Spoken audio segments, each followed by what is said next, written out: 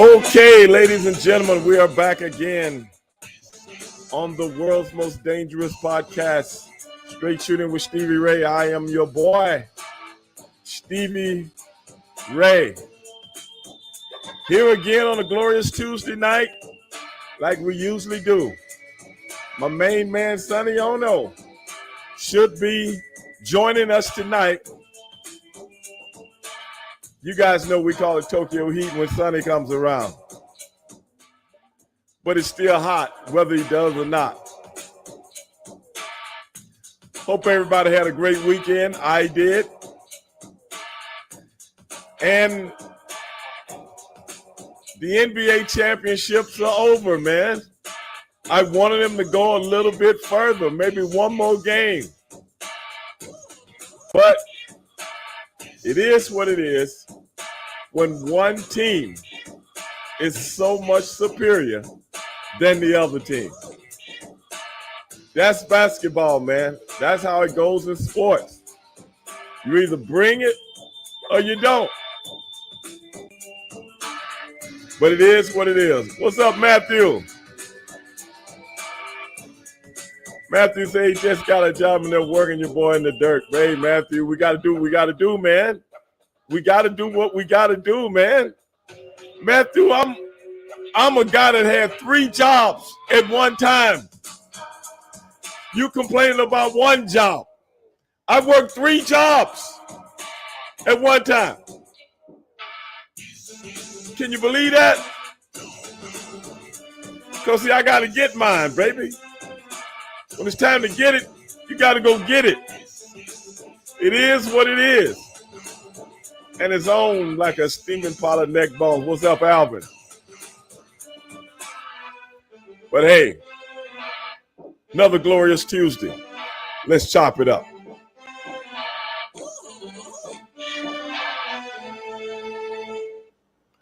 Yeah, Matthew, back in the day.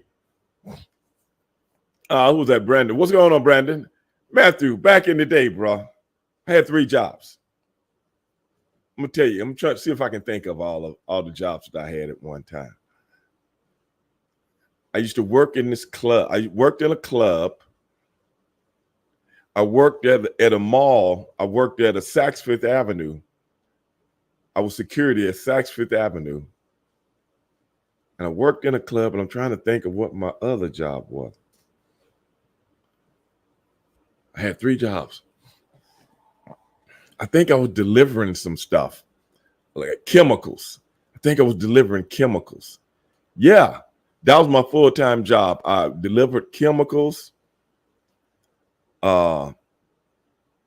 These wasn't a potent chemical, so I didn't need have a license and stuff like that.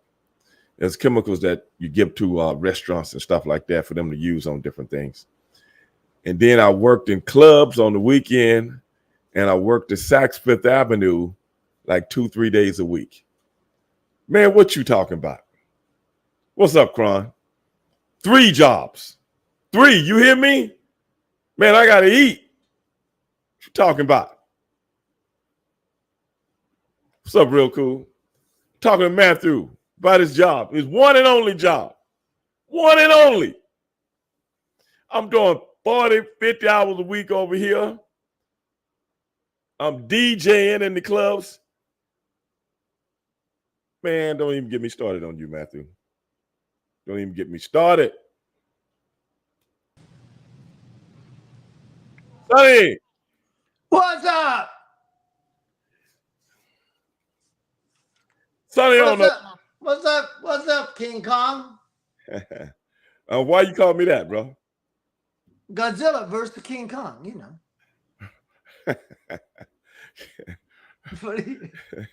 What? What's that laughing? Come on, man. I don't have a lot of time today. I have to leave early. Yeah, I know, Sonny. You said you're getting ready to go on a trip. I am getting ready to go on a trip. Is it a long trip or a short trip? Well, I'm going to drive my RV, my fight mobile up to Iowa. Okay, that's a long drive. That's a long drive. That's about 14 hours. Yeah, that's a long drive. You're not gonna drive all the way through, are you? No, I'll drive from here to like Oklahoma City, pull over? Well, from Dallas to Oklahoma City, that's nowhere. What you talking about?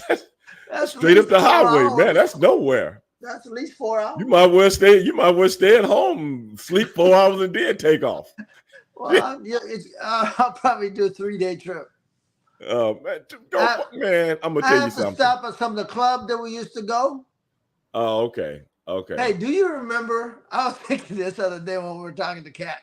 What's that? Do you remember we got? I know you were with me. We were somewhere like Oklahoma, or it was a dry county. Okay. And you couldn't,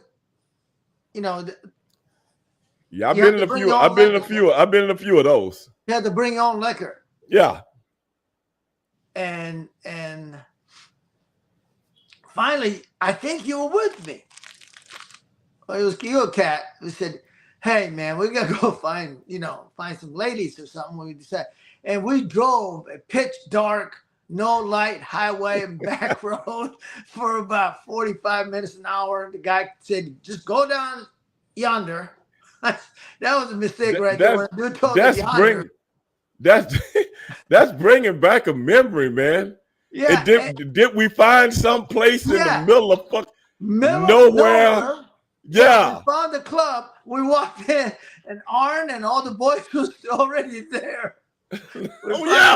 Yeah. I remember that. And I'm like, oh my God. Now I know we desperate, brother. We're in a desperate state. We're in a desperate state. It's like I remember that. We're driving pitch dark, no light. Yeah. We're driving. Then we said, I think that might be it. Looked like a house with a little light on. But I think that might be it. We pulled out a couple car outside. We walked in, and our boys were in there. Yeah. They found it. Yes. They found it like we did. Some of the stuff we've done on the road. Golly, man. I forgot all about that. I remember that, man. Yeah. We're pretty bored and desperate. We got to go find some ladies. Oh, my God. They weren't much of ladies either. One time, Sonny, I'm trying to think. I was in Mississippi. Okay? That's bad right there already. Yeah, brother, it's bad already. And I guess I was in another desperate state. It was me, Ahmed Johnson, and Big Teddy. That's when we were doing that's when we was doing the Harlem Heat 2000 thing. Okay, yeah. We're on the road. We're in Mississippi. And, we got to work. I can't remember what town in Mississippi. It ain't like it's a lot of them. Right. So I can't remember if we had worked already or we had got to town that night and was going to work the next night. Because a lot of times what I would like to do is drive to the next town that night instead of waiting till the next day. Yeah, so you don't have to drive the day you're working. Right. You know why I do that? No. You have no idea why I do that. Well, so you can get up, then you go to the gym and work out. No. Right? No? No. Because, see, racist white police officers don't know who's driving the cars at night. There's no racism in Mississippi. Well, that's what they tell me. Yeah. I can't take your word on that. I ain't taking any chances either. But see, in the daytime, I'm trying to, I don't have the same amount of time. You dig? Right. So I would drive at night. And I would make sure I drive the speed limit and everything. But anyway, somebody told us about some black strip club. All right. Right. I can hear it. Three desperate guys. You know what I'm saying? Yeah. We go find it like in the middle of nowhere. You know what I'm saying? And kind of like the story you just told, you look and go, that must be it right there. You know what I'm saying? Right. So, we go, okay, cool. We go in, we finally get there. We go in, 3 big giant guys, you know what I'm saying? Yeah. Like, hey, man, come on in, man. We go in, and I'm like, wait a minute, bro. Wait a minute, bro. Sonny, these the worst built strippers I ever seen in my life. This was horrendous. I'm like, wait a minute, bro. It's a real. This is atrocious. Oh my God. I mean, the women, these ain't strippers. Each one of the women in here look like they had 15 kids. Oh my Lord. You know what I'm saying? I was like, oh my God, brother. I'm gonna tell you what I did. Yeah. I left Big Teddy and Ahmed in the place. And ain't hardly nobody in here anyway. They looking for some suckers. Okay? Yeah. They looking for some suckers. I said, hey man, I gotta go make a phone call. I went outside, got on the phone, called my gal to tell her what kind of atrocious place I'm in right now. You got mail. She like, what? I'm like, you ain't gonna believe this. You know what I'm saying? Yeah. I said, I've never seen anything. She's dying laughing. She's like, if you gotta call me this late at night to tell me this, I knew it's gotta be bad. Yeah. It was bad, man. Dog, never forget it. Never forget it. Mississippi. Because we started out in Alexandria, Louisiana. You know where that is, right? Yeah. Yeah. Yeah. We started there in Alexandria, and then we went to Mississippi, which is the next, state over. We had to do a couple of shows there. And then I think we ended up at the Nitro that Monday. Tupelo, what an atrocious trip, man. One time, Man. I got one for you. One time when Perry, was in the Bay Way, remember he moved up to Iowa for a little bit? Yeah, I remember you telling me that. I didn't know that until you told me. Yeah, and he got kind of getting back on his feet, and it was his birthday. Well, in Mason City, Iowa, believe it or not, at one point it was on the cover of Time magazine and it said, Time magazine, you can look this up, porno capital of United States. Porno capital. Yeah. What it was that there was more a body painting studio. Okay. A strip club. Okay. Back in days, they had those porn theaters, Yeah. Right. and per capita than anywhere else in the United States. Where were you again? Huh? Where were you again? Town I live in, Mason City, Iowa. At one point, yeah, it was in the cover of Time magazine, no joke. Right after they came out, of course, everybody all freaked out and stuff. Their rule of the town at the time was for every church, there could be every strip club. Oh, wow. Yeah, that was the rule. Wow. If you went for license to get your strip club put in, they put another church up and we could put one up. Oh, wow. Yeah. So, wow. But I got buddies. Go ahead. Once they cleaned up the town, it was squeaky clean. There was nothing, no vice. Really? So when Perry was up there, I said, hey, what do you want to do? I said, Perry, let's go find a club. And there's no club in Mason City. But we went to a Minnesota border and I believe the town was called Fertile, Iowa. And there was a big newspaper article called Man from Manly Married Lady from Fertile, Iowa.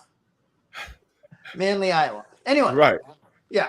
So we go to Fertile. Town is like 116 people. Okay. Okay. But it has a strip club. Really? At least we were told. So we go to Perry, come on, it's your birthday. I'm gonna take you. And this is right. And we've been to the best clubs. Yeah, we've been to the best clubs in the world. Right. All over the world. All over the world. All over the world. We go to this place, we have to pay $10 cover. I man, $10 cover. That's got to be a nice place. So no, it would look like somebody's house. I paid $10 cover. We walk in because it's somebody's house because he has like a screen door. Right. Did you have little concrete steps before you come up? Yes, screen door with a little spring, on it. So we go in, and the dude's standing there. He said, $10 cover, brother. I gave him $20. We go in. There's only one dude behind the bar, Right. and there's no stage. So I'm going, well, that's not good. But Okay. on the floor was made out of 2x4, Okay. about 4 foot tall, 2x4, looked like a little pig pen Right. on the floor. I wrestled in a pig pen once. But go ahead. Okay. So I'm going like, oh, this is, and by this time Perry's going, haven't seen the girl. Perry said, no, let's get out of it. I said, I just paid the cover. Comes with one drink or something. I can't remember. Right. Let's just get a beer anyway. Right. So, and basically we're the only guys there. Right. And sure enough, music comes on, bad stereo. It comes on. And I swear to you when I tell you this girl was so white, she was almost transparent. She was, you know what I mean? She was almost transparent. And, she looked like something, had a baby like 3 months ago. Right. Right. So, but she's in a pig pen. So it looks like a pig pen. Right. So she's on all four. Oh, wow. And Perry's going like, we got to go. Yeah, give me my money back. Hey, Perry finally grabbed me by the shirt and dragged me outside the park. Can't stay here. That was his birthday. God. I said, hey, that's your birthday present. Sorry. Some of the boys love the strip clubs, man. I love certain strip clubs. I couldn't go anywhere. Yeah. You know what I'm saying? It was just like, once you get used to the best, you know what I'm saying? Once you get used to top-notch stuff, it's hard to go. Right. It's like if you used horse like a club. Right. If you're used to driving a Bentley, yeah. Man, it's hard to drive a pickup truck, bro. Yeah. I'm talking about like a 76 F100. You know what I'm saying? You can't. F100. You're going way back now. I remember. I'm just saying that's how it was for the strip clubs for me. Well, you know what I'm saying? Atlanta had pretty good one. Taj Mahal. Yeah, Atlanta had the great ones, man. That's what I'm saying. I think Kimberly works at Taj Mahal. She works. I remember her saying she worked somewhere, but I can't remember the name of them. And there was Cheetah downtown, remember? Right. And of course the Gold Club, infamous. Right. The Gold Club, of which they found you. They found your name. Didn't they find your name on the list? No, I think they got a video of you upstairs. I think you're a lie. I think you're a lie. No, you know what? I used to date a girl. I used to date a girl there. Well, they had the surveillance van outside. This is no joke. You know that, right? They didn't have me on camera because I'm gonna tell you something. On Ray Dog. See, you got to realize something, Sonny. I came up in clubs. I know, but FBI. But you can't get me. You can't gimmick me to go to the VIP room and then pull the okie doke on me, dog. Come on, man. You can't do that. I've been around too long, man. Oh man. I've been around too long, man. But it's a fact that they had FBI had a van outside. Yeah. Recording people coming in and out. Some of the girls were leaving during their shift. Right. With some wrestlers, not naming any names. Not naming any names. No. But I think you want to. Sonny, you just cut yourself off. Oh, okay. There you go. I'm back. Man, leave the picture alone. You're all right. I lost your audio. Where'd you go? You lost I don't know. You muted yourself.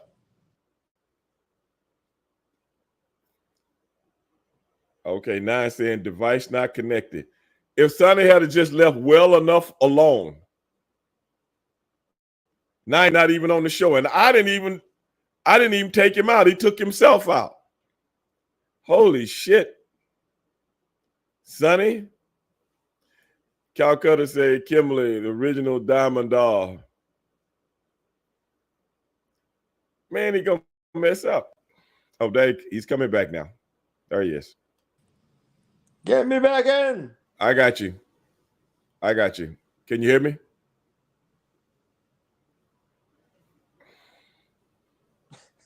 Let me see. I think you muted yourself. I'm back. Can you hear me now? I'm back. Okay. Can you hear me? Can you hear me? I can't hear you. Somehow Hey I y'all, can't hear you. I'm sorry. Hey y'all, can y'all hear Sonny? I don't know what's going on. I can't hear you. You cut yourself off.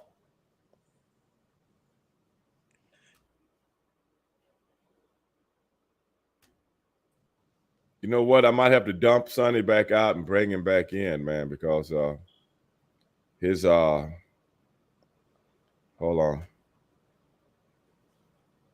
Wax on, wax off. You know, I don't know. You muted yourself, and it's I know what not the on deal my, is. I can't. it's not on my end, Sonny. It's you. Okay, let me send him another invite. When Sonny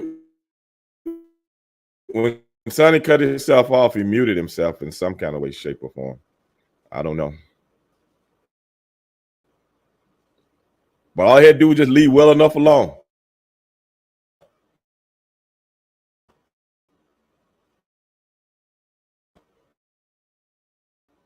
Sitting there tapping and messing.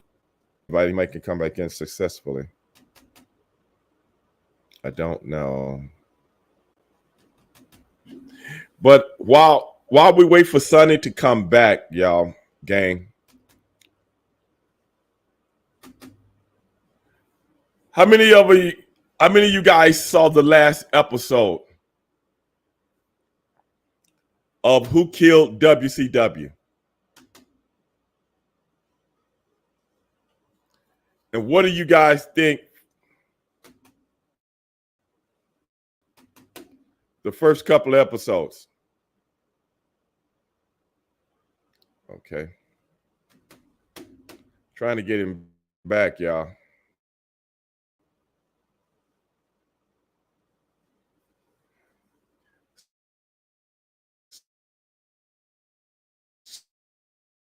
So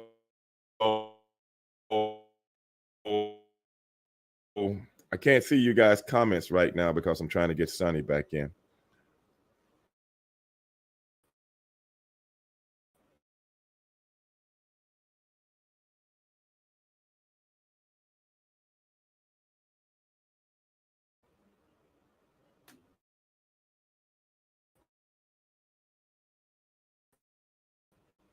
The O.J. Simpson trial.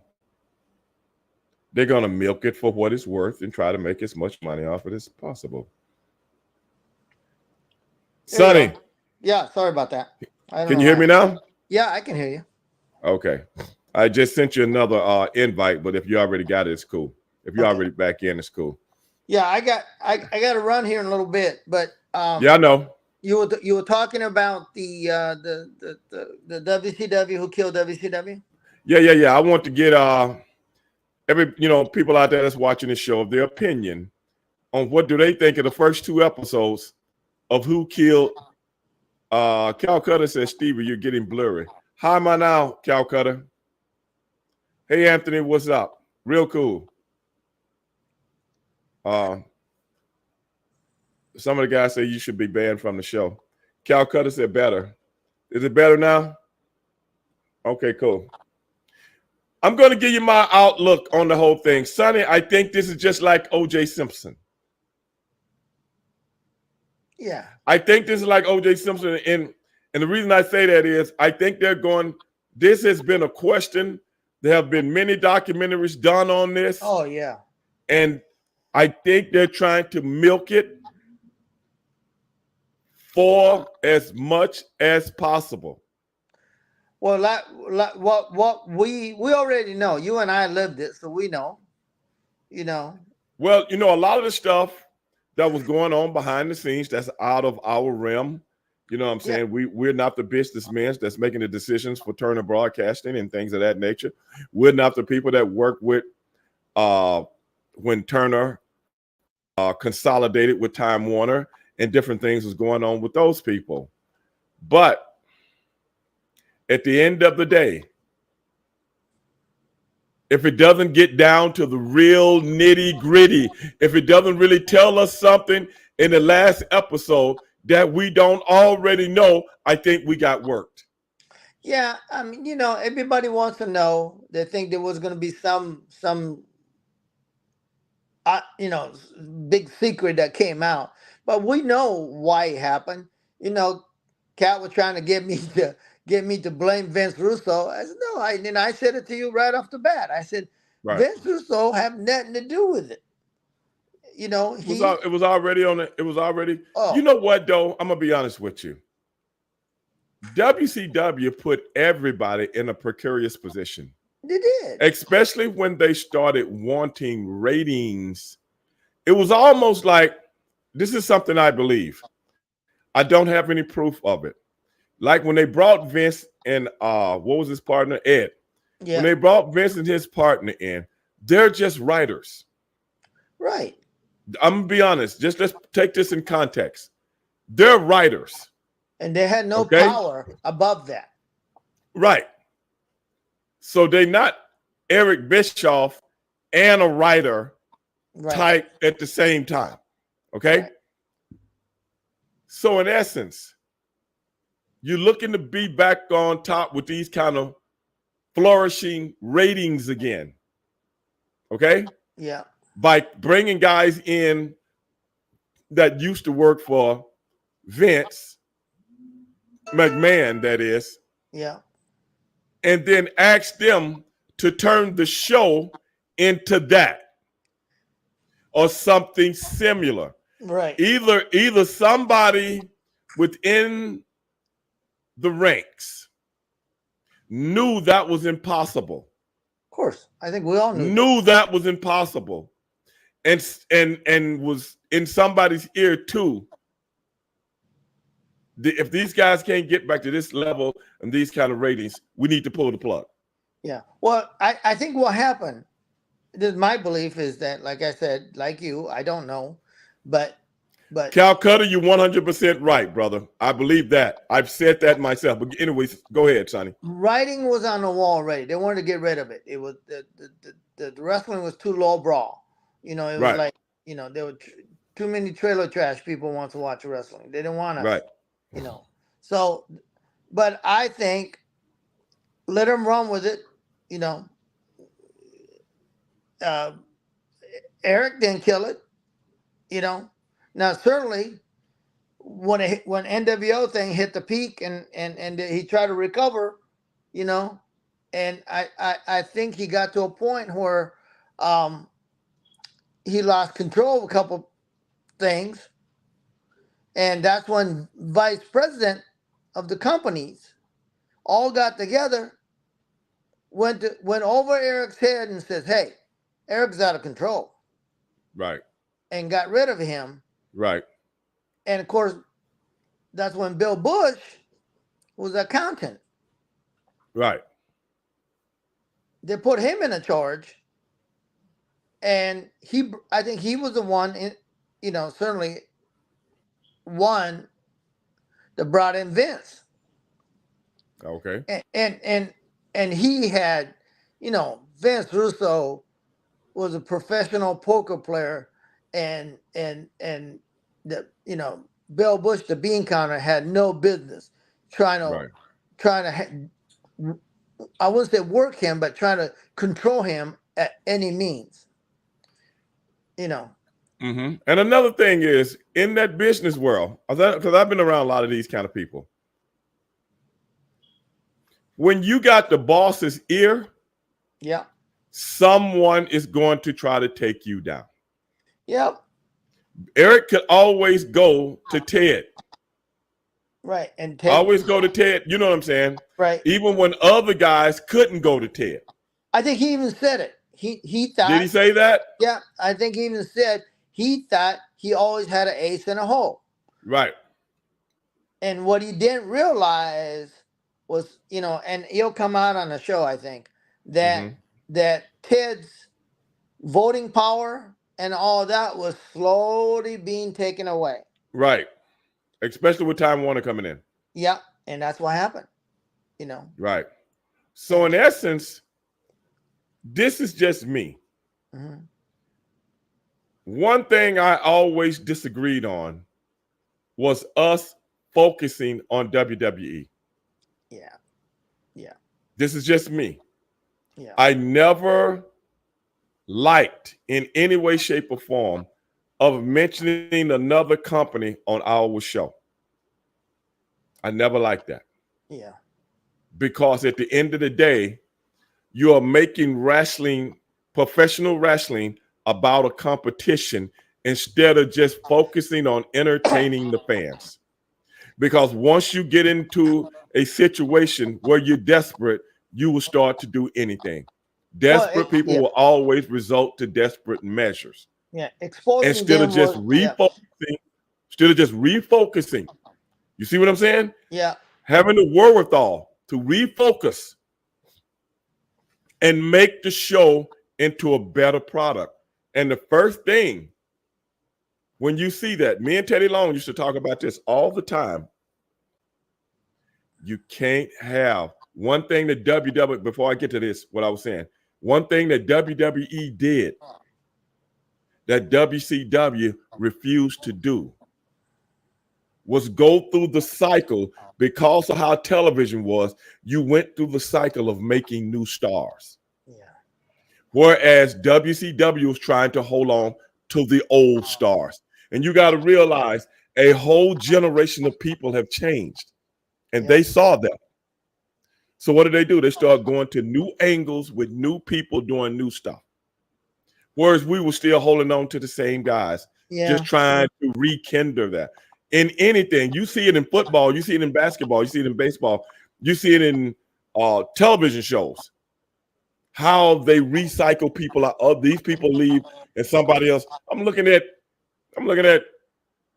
CSI, the one from Hawaii, and I see LL Cool J on there. And I'm like, wait a minute, he's not on this, he's on the other CSI. right. Well, he's on there now. Well, I didn't know that because I don't follow it. But at the end of the day, that is one of the biggest mistakes I think WCW made. I'm just talking about from the show. It's got nothing to do with their demise, but I'm talking about keeping fans because fans were intrigued by WWE and all the new stuff. Yeah, You know what I'm saying? All the new stuff because they're younger now. Our yeah, generation, people are like, man, I got a family now. I can watch that when I feel, I can watch that when I feel like it because I'm 35, 40 years old now. You know what I'm saying? right. And we're still holding on to that. But I'm just talking about from a show point of view. I'm not saying that's what killed it, but as far as ratings, that hurt us. Yeah. Stevie Ray, I got to run. Okay, brother. But thanks for having me. And All right, bro. I'll see you next week or a week after. Okay, bro. All right. All right, man. Hey, y'all Peace, give it up for guys. Sonny. Sonny, we'll talk to you later, brother. I'm going to keep the conversation going for another 30 minutes or so. All right. Appreciate it. Thank No you. problem, man. All Bye-bye. right, brother.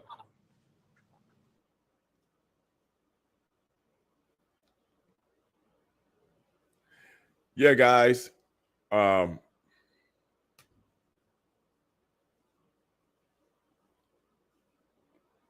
Yeah, that's just my take on things when it comes to certain things, as far as ratings and stuff like that.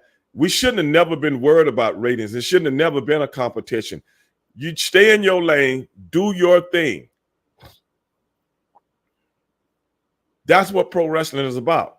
Staying in your lane and doing your thing. You don't see AEW trying to compete with WWE. Man, do your thing. Be loyal to your following. If that makes sense. Makolo, I feel like Russo tried. Was the new blood his idea? Can't remember. Unfortunately, it didn't get over. This the thing, Makolo. It was hard for anything to get over because you still had the guys like Hogan.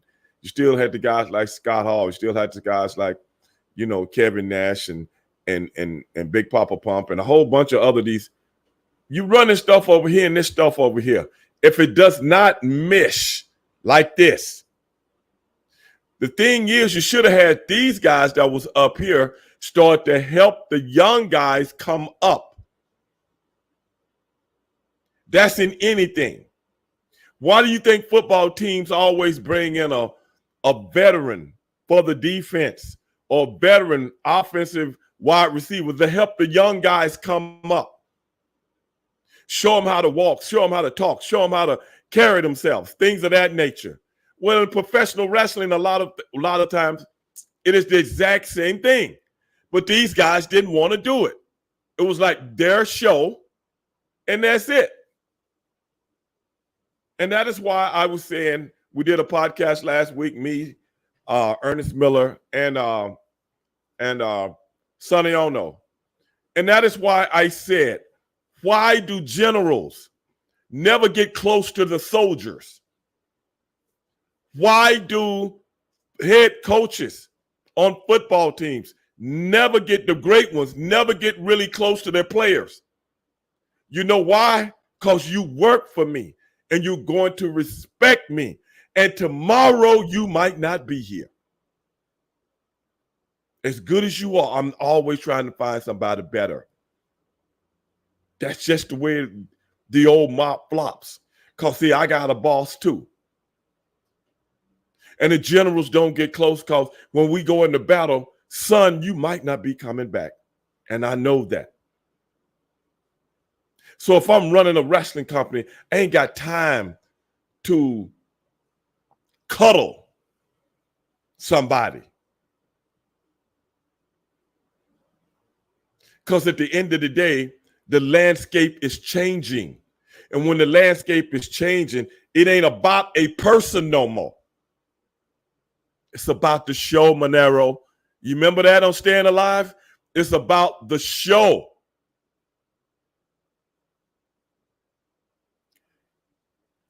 Nash, who was that? Nash said booking WCW was a nightmare, especially with how they had to write the show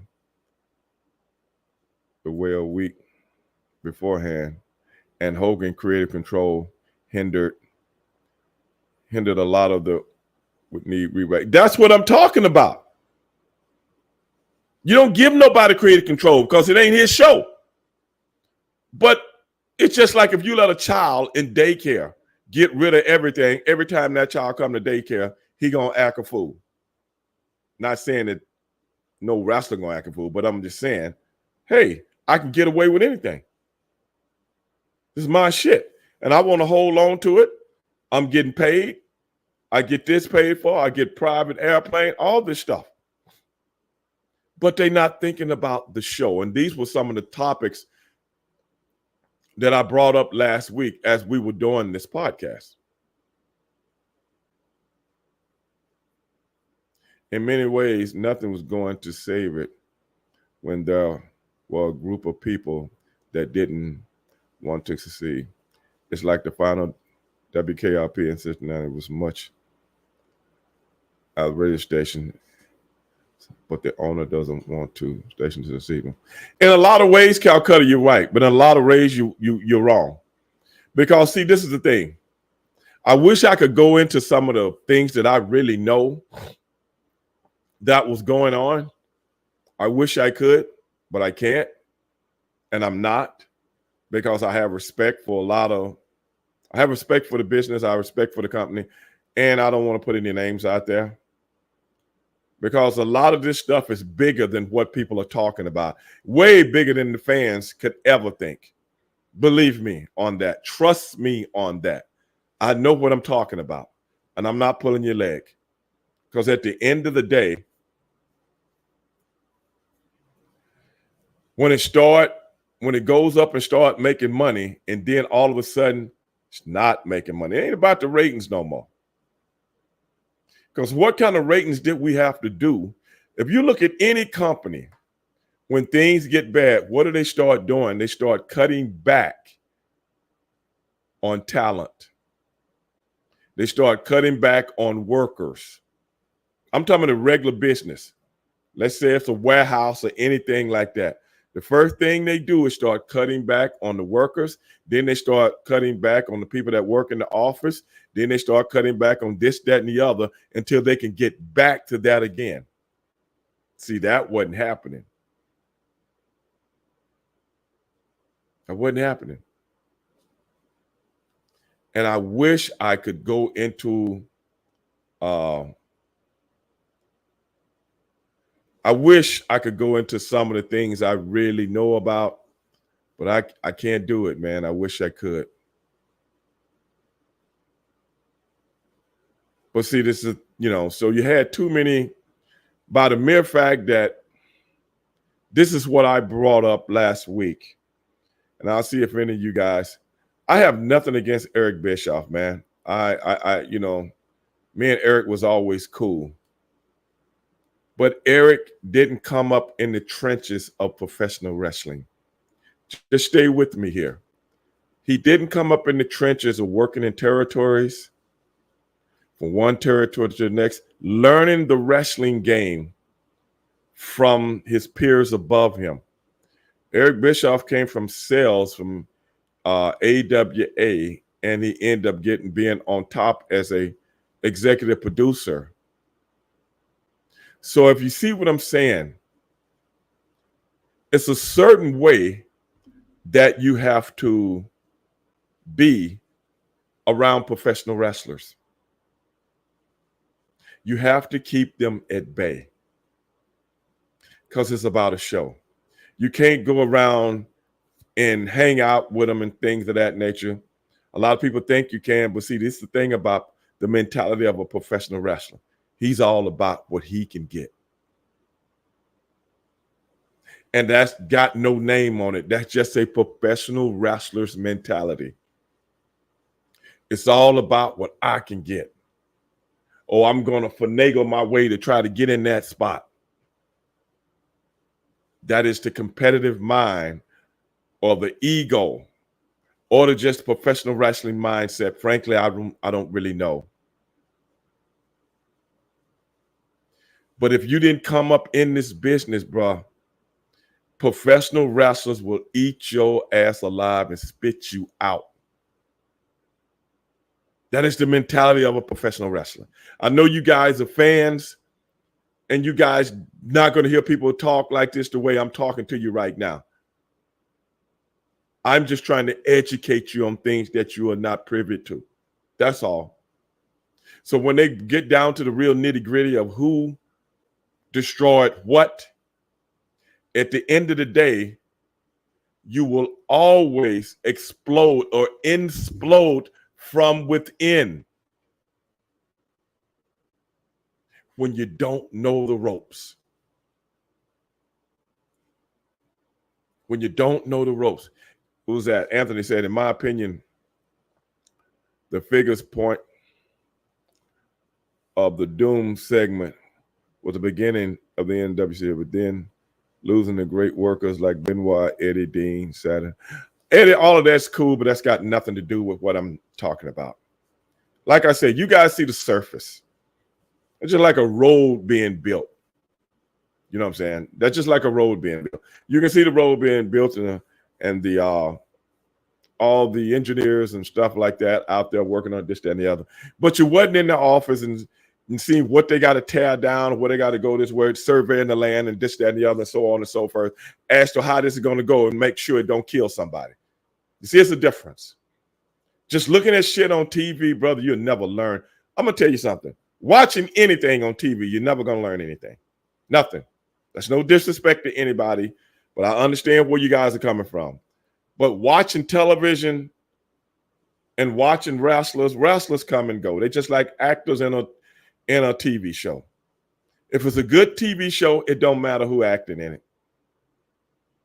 How many times did you see the people on NYPD Blue change? 50,000 times. Show still was on. They had to just take the show off because the writers didn't even want to write no more because people was that into the show. It was the writing. And the characters had to do their bit. But at the end of the day, it was just great writing. great show, and you can bring in actors to fill in for, and wrestlers are the same way. So the thing about Eddie and Dean and all that shit, man, ain't got nothing to do with nothing. Nothing. They here today, gone tomorrow. But it's up to the people that running the show to replace them. That's the thing. And if they don't, what do you have?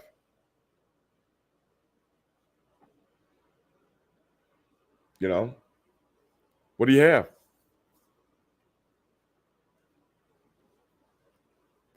So buddying up with the boys, and no, what I'm saying is real cool. It's not good business, bro. If you got any kind of business and you the boss, let me ask you something real cool. Do you go out and hang out and have drinks and shit with your boss? Huh? Man, I might have to fire your ass tomorrow.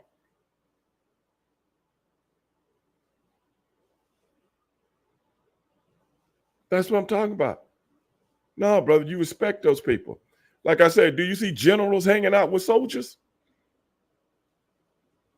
You see, you know what I'm saying? You see in the military, the brass hang out with the brass.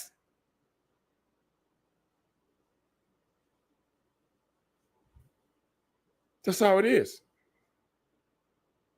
Now, Vince McMahon might let you get on his plane like a Stone Cold or a Rock or something like that, and this, that, and the other. But he know. I ain't giving you your own dressing room and all this kind of shit and your own private jet. You kidding me, bro?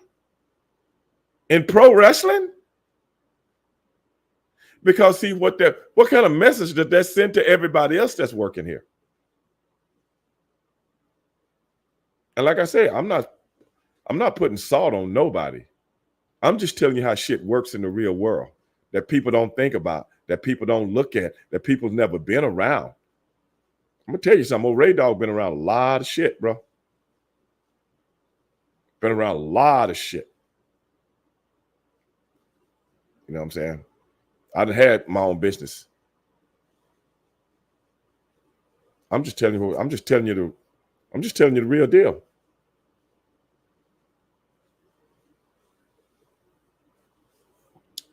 Because at the end of the day, when you need to make real decisions and you are emotionally attached, then what? Are you going to make the right decisions for the company, or are you going to make the right decisions for your buddy?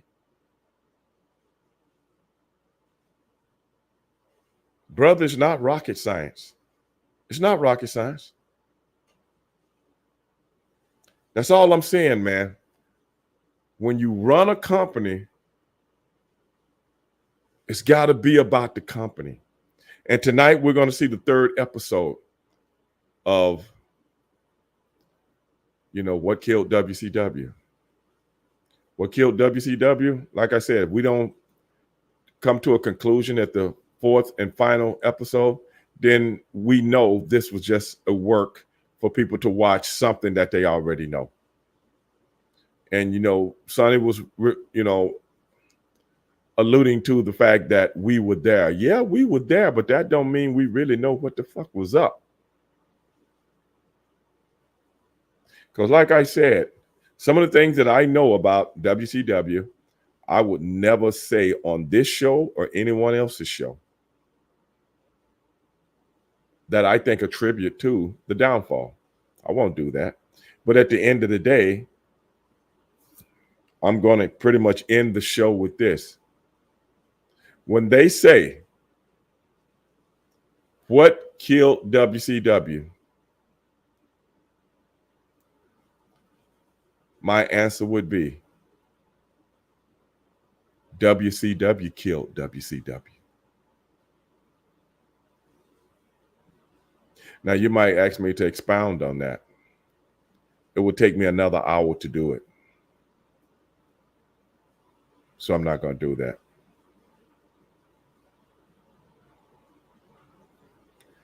Oh, Calcutta. Oh, yes, we do know the truth. Yeah, we do.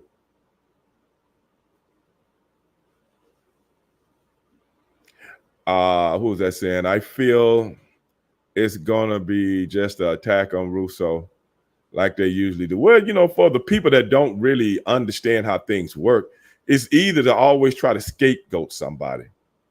You know what I'm saying? It's always either try to scapegoat somebody. I'm gonna tell you something. By the time Vince Russo came in, the hole was already in the side of the Titanic. The hole was already there. It already hit the iceberg. I'm talking about the movie version. Yeah, it already hit the iceberg.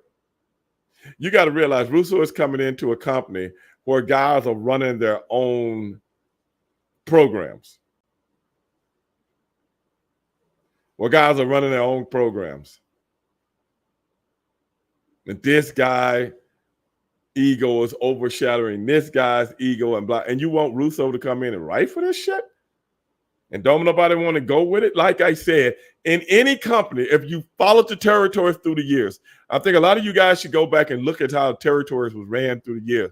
When it was time for a person to move on, they moved on. And the guys at top did what they did to uplift the younger talent that was going to be taking their place, or put somebody over that needed to get a rub from someone. It's about the business. It's about the show.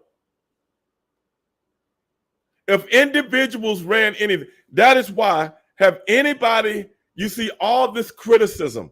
I will give you an example. You see all this criticism of a LeBron James that's been on top for 20 years.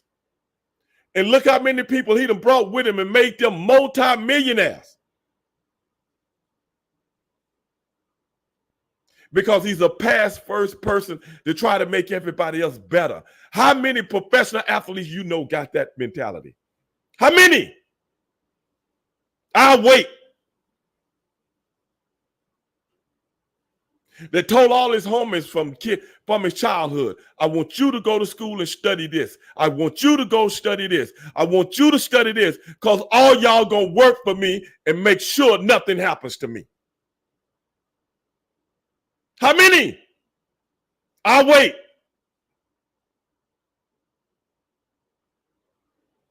And I can get out here and average 50 points a night if I want to. But what is that going to do? It's going to do it for me, but it ain't going to do nothing for all the guys that I care about on this team and this city. How many?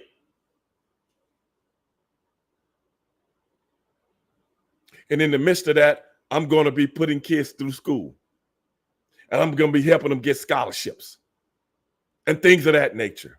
And I'm going to give back to my community. And I'm not going to be out in the streets chasing hoes, macking hoes, fucking over on my wife, or not raising my kids. But that's the guy to get all the criticism.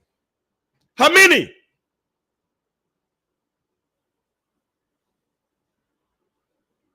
How many? Professional wrestling, when you're in a position to bring up other people or to help the company, you do it. Because it's about the show, not so much the individuals. Why do you think right now, when WWE comes to town, they don't have on there who's wrestling who and all this other bullshit? They don't talk about that. You know what they talk about? They talk about the brand. The brand.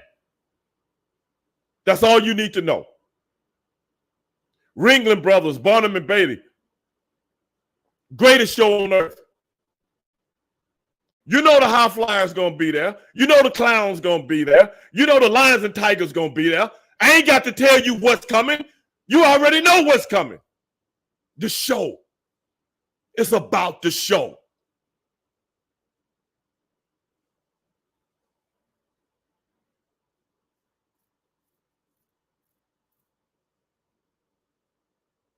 Yeah. But when you have this and then everything else, come on, bro. Start to show off with the luchadors working with each other and doing all the high flying stuff like that. No, I think you incorporate the luchadors within the show instead of making it a to me, that's inherently bigoted. They ain't good enough to work with everybody else. They just good enough to work with each other. How that look? If you're trying to expand your horizons to a new audience, especially when 16, 17% of the people in the United States of America is Hispanic. That's money. Yeah, that's money.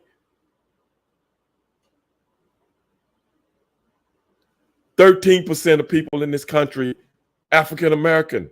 It's about 40 million people. That's money. All money is green. Go get the money. You know you got the other stuff. Every little bit counts. Do you see what I'm talking about?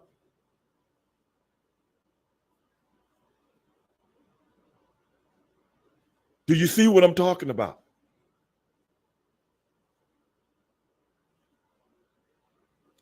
Shake it up, bro. But see, people are afraid when they're close to other people. I don't want to, ruffle feathers. Don't put me in charge. Don't ever put me in charge. I don't give a damn about ruffling feathers because I got a job to do. Yes.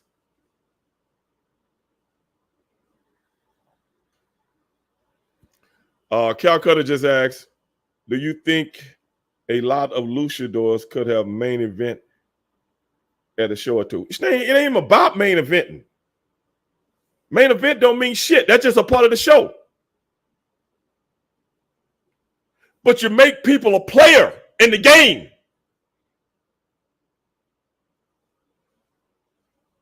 If you do it right.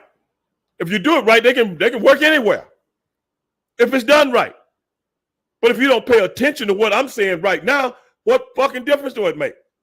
Just put them out there and let them do a high flying act. Boom, boom, boom, blah. That's it. No, bro, that ain't the way you do shit. Ain't the way you do shit. So you're not asking. It ain't about main eventing, brother. It's about the fucking paper. You dig? It's about the bag, and it's about ratings too. What would take your show and make it different than everybody else's show? Alberto Del Rio, was he the heavyweight champion in WWE? Calcutta?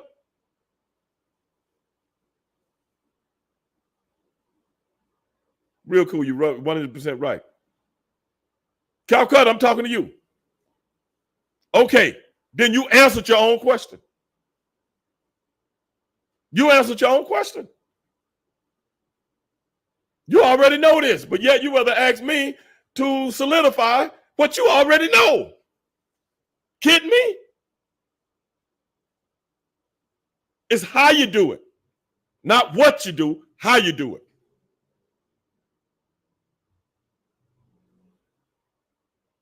But that's too difficult for someone.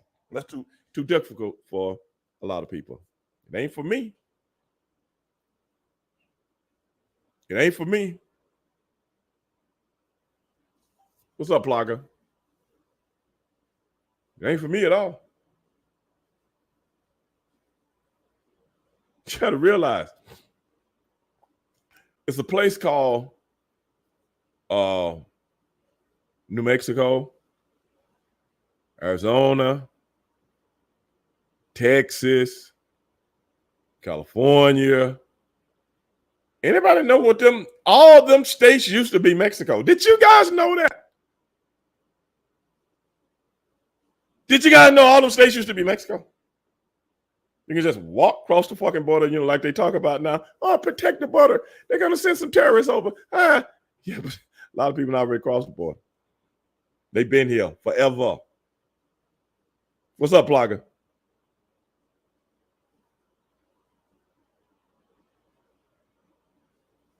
It's about the bag, real cool. But what do I know, right? I just give my 2 cents. And everybody, you know, we're going to talk about this a little bit more. And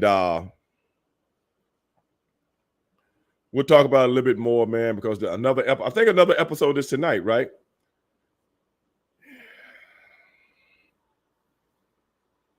Who's that saying? Did you get asked to do?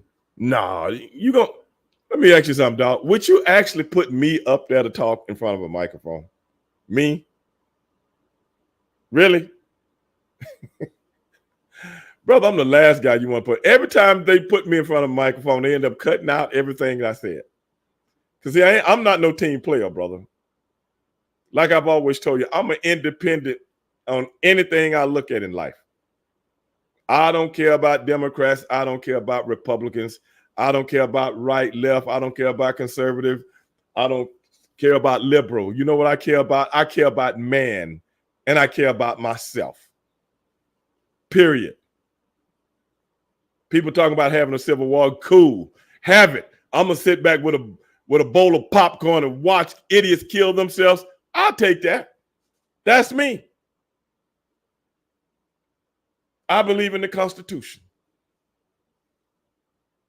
So if you want to go out and kill yourself, go do it.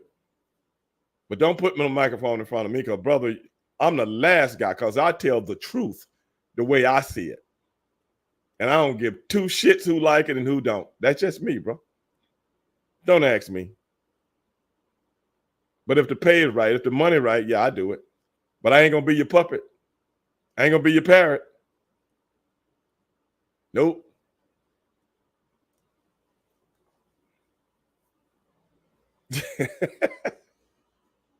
I know you will real cool. I'm just saying, you know, I listen to all the stupidity and stuff that goes on today, man. I listen to all that shit, man. It just behooves me how people can be so caught up in bullshit.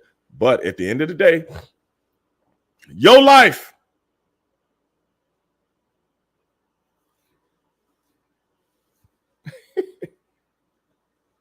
You know something mystified? I talked about that last week, not on this show, but another podcast I was doing. And I brought that up. I said, if you really care about the show, Mystified, listen to me right here. See if I'm wrong. See if you agree with me. Because he ain't stupid. A lot of people in the wrestling business saw me like, oh, it's a big jock, you know, muscle guy, this, that, and the other. He don't know shit. Brother, I've had my head in books for a long time. Long time. I might not say nothing. I'm the kind of guy that sits back and just listen to people. Because that's the way I was raised. But at the end of the day, your boy ain't dumb. Not by a long shot. Your boy ain't dumb at all. But last week, I made an assessment. I said, how can you be thinking about the company if you want to do a pay-per-view? And like I say, when I make these assessments, I'm not talking about anybody personally. I'm just talking about how it looks to the people as opposed to the whole show and what it does to the mentality when you're trying to uplift the other guys that work up underneath you. When you're trying to do a main event with your buddy who doesn't even have a name, how is that conducive for the show?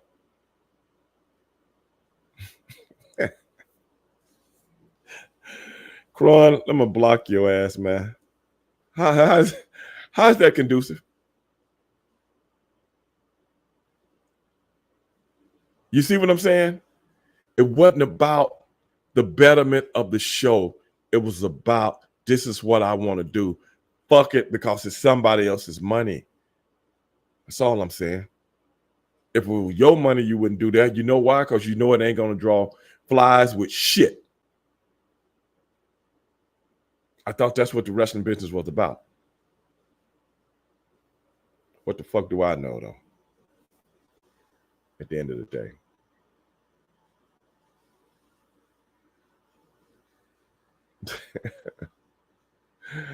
Oh, my God. Zodiac. Oh, my God. I'm just saying, bro. You ain't got to listen to me. I don't know nothing. But at the end of the day, bro, it's something to talk about. It's something to talk with you guys about because I love listening to you guys' comments, man. I really do. You might not think so sometimes, but I do. But this, you gotta realize, man, professional wrestling at that level is big business. Big business.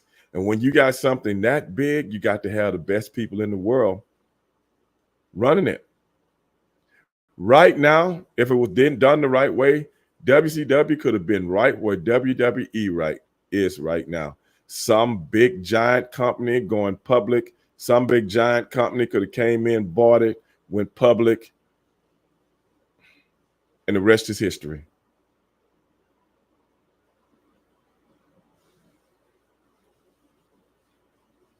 Ever thought about that?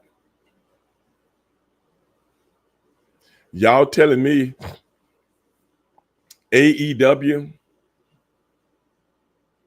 is out there making money and WCW couldn't have been?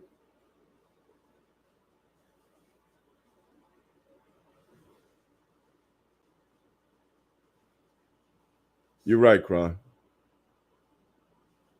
This is what we talk about in and everything. Don't make me no never mind.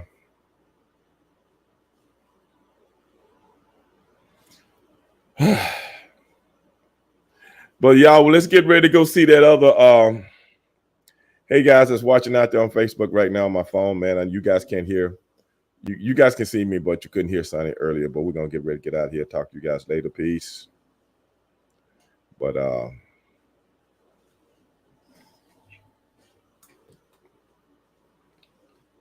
y'all know it.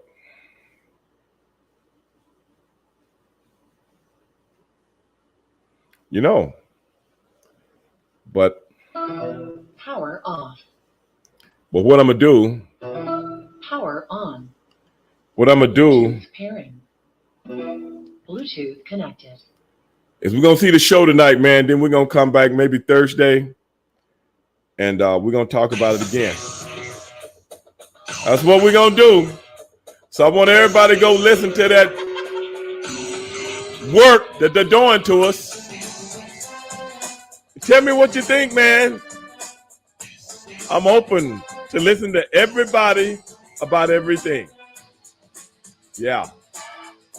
And hey, guys, I'm working on where I can bring you guys on camera and everybody can see you. I'm working on that right now. I got a few things to work out on my computer. But when we talk, it's going to be face to face. Hopefully I can work it out, man. But hey, this is your boy, Stevie Ray. And this is the world's most dangerous podcast. And I'm going to tell you this. If you don't do nothing else, when you think about it, be one, baby. Peace.